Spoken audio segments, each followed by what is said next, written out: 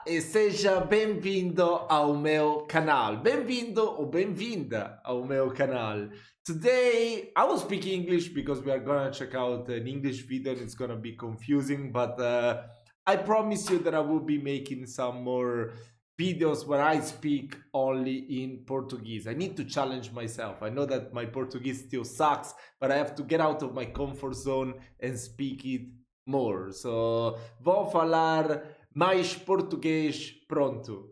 But yeah, today we're gonna check out this video that is about the Portuguese language and what makes it intriguing from the channel of Langfocus, this handsome man that goes by the name of Langfocus. I'm gonna link the video, the description in the description, the link, so you can go and check it out.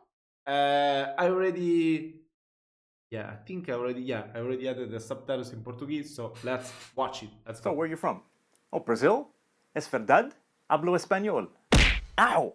Hello everyone, welcome to the Langfocus channel. My name is Paul. Today I'm going to talk about Portuguese. Portuguese is a language that far too often gets ignored. In Canada, if you tell someone you want to study Portuguese, they might say, oh, isn't that kind of like Spanish? Or worse yet, they might say, why Portuguese? Why don't you study Spanish instead? And I'm sure Portuguese speakers just love that. The truth is that Portuguese is one of the world's major Do you love that? Let me know down in the comments.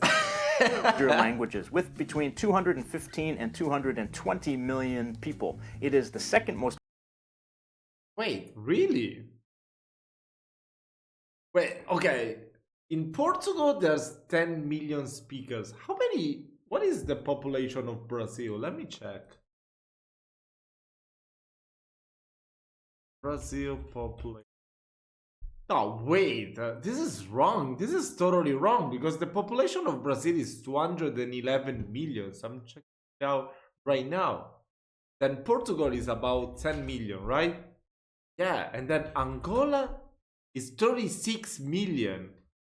Mozambique is about 40 to 50 million, if I'm not mistaken. 33 million. So how can you say that? That's totally wrong. And there are native speakers in Africa of Portuguese, in Mozambique and Angola, right? And there are other countries, Guinea-Bissau, and what was the name of the country, the one in Asia? I always forget it.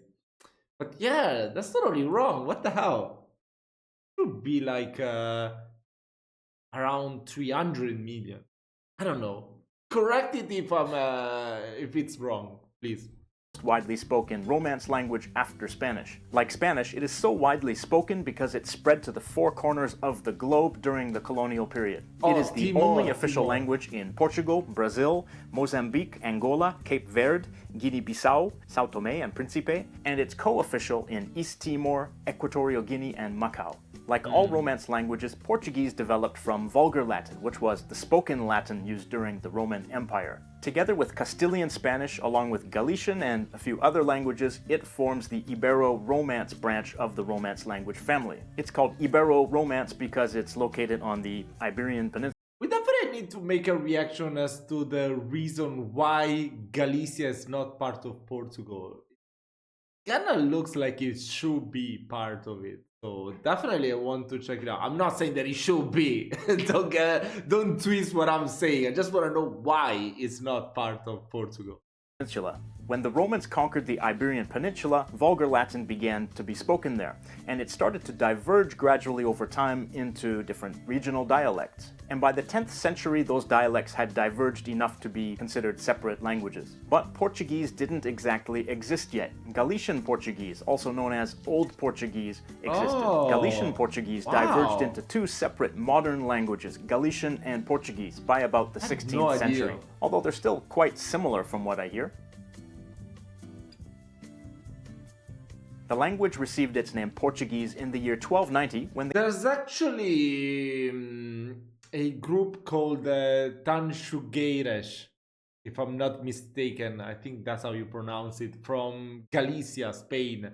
And they almost won the Benidorm Festival. Was it last year or 2 years ago? It was years ago, if I'm not mistaken. Yeah, their song was so beautiful. They only sing in the Galician language, and I could understand pretty much everything just with speaking Spanish and learning Portuguese. So should definitely go and check out that group. It's just amazing. They are so good. The King of Portugal opened the first university in Portugal, Coimbra. and he decided that the language of instruction would not be Latin, but would be the vulgar Latin, the spoken language, and he decided to call that language Portuguese. Portugal was still a relatively new kingdom at that time, and the language had never been called Portuguese yet. It was just called vulgar Latin, and it was not yet very distinct from the vulgar Latin spoken in Galicia. In the 1500s, when the newly developed printing press helped make Portuguese a standardized language, Portugal had already started exploring and colonizing different areas of the world, bringing their language with them. The net result is this. Portuguese is spoken by around 10 million people in Portugal, but it is much more dispersed around the world. It is spoken by 205 million people in Brazil. And then of course there's Africa. In Angola, it is the native language of about 5 million people. Really? So it might have not been, but I still remember when I first started to learn Portuguese, it was quite difficult to find people from Portugal to practice. So of course, besides Brazil, I will find many people also from Africa to practice it with. And everyone that I've met that came from Angola or Mozambique were speaking fluent Portuguese. I thought it was just their native language. So perhaps they just learn it in school. I guess like if you want to get an education, you have to learn in Portuguese. I don't actually know how it works. So if you know, please let me know in the comments. People, 20% of the population, but it's also widely used as a lingua franca that unites the country's different ethnic groups. That is about 15 million more second language speakers. Cape Verde's 500,000 people speak a Portuguese-based Creole as their native language, but they learn Portuguese as a second language for official purposes. Also in Is it still understandable, the Creole from Cape Verde? Guinea-Bissau, the most common language is a Portuguese Creole, but Portuguese is also an official language with around 200,000 native speakers. In Mozambique, there are 1.9 million native speakers and another 10 million who speak it as a second language. In São Tomé and Príncipe, it is spoken by another 120,000 people as a native language. Okay. In Equatorial Guinea, it was made an official language in recent years, though nobody really speaks it. I think they did that to promote their relations with other Portuguese. They speak Spanish in Equatorial Guinea, if I'm not mistaken, right? Portuguese-speaking countries in the area. And let's not forget Asia. Portuguese is a co-official language in East Timor, which was a Portuguese colony until 1975. Nowadays, it is a co-official language again, but mostly only older people can speak it, and they are almost all second language speakers.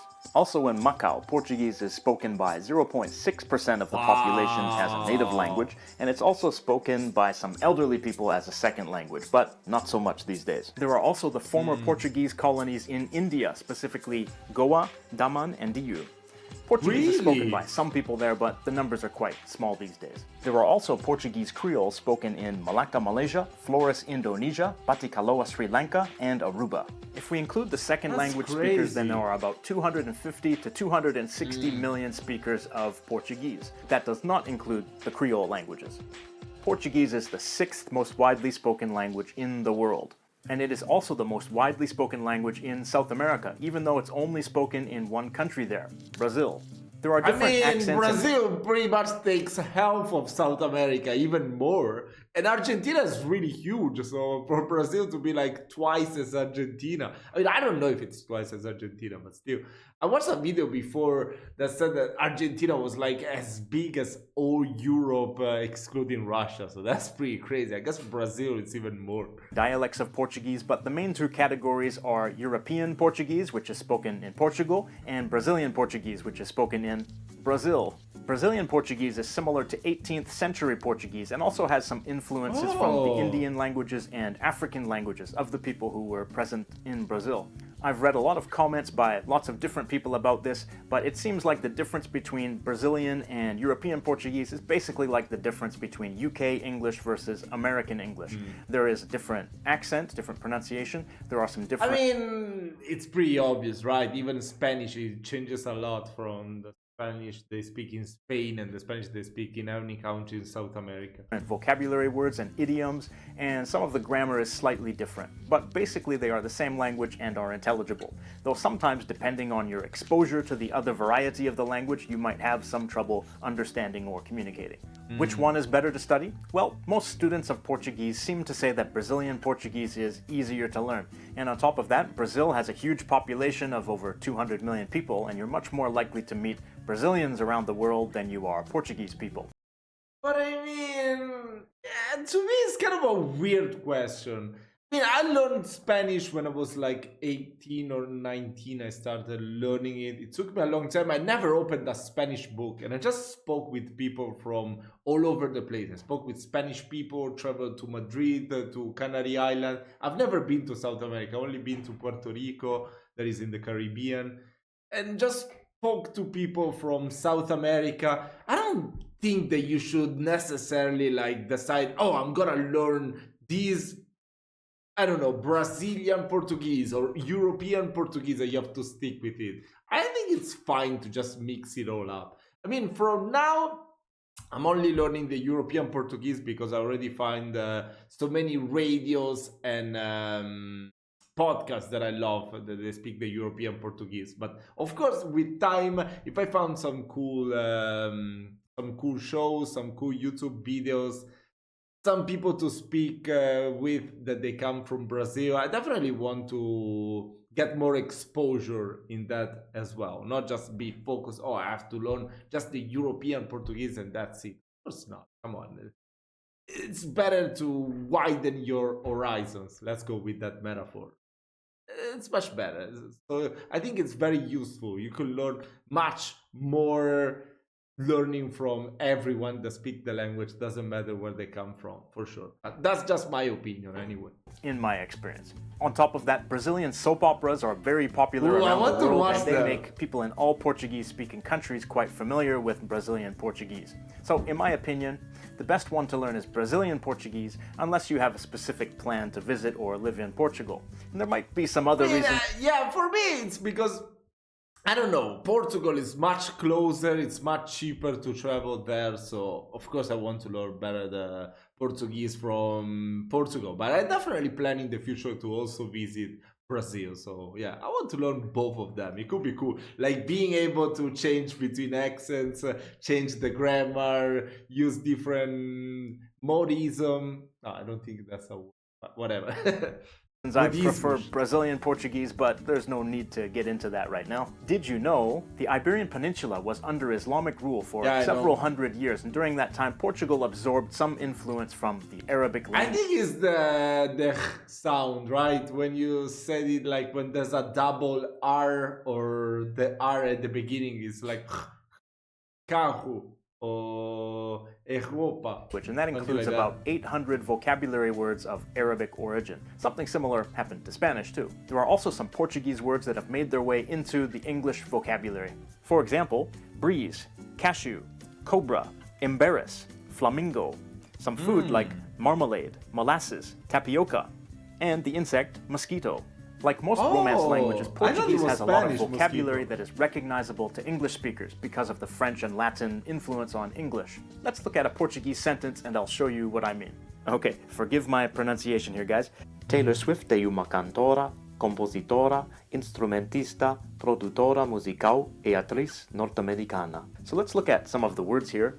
Cantora, well, that looks like the English word cantor, which is someone who recites music in a synagogue or church, I think. So I think that cantora is a singer. Compositora, well, that looks like composer, so I think that means musical composer.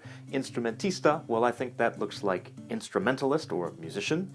And produtora, that looks like producer, so produtora musical must mean musical producer. And then atriz, that must mean actress. And Norteamericana, that looks like North American. So if you look at all of those words and just kind of analyze each word, you can figure out the meaning of that sentence pretty easily. A lot of Portuguese sentences are like that, though they're not always that simple, but I gave you a simple example just to show you that you can often recognize words like that. So you can probably learn to read some Portuguese fairly easily if you're an English speaker, and if you know another Romance language, then you can probably already read a lot of it without having studied the language. Of course, learning to speak it and to write it will require focus and effort, because that means you have to actually produce the phonology and produce the grammar, as you have to with any language.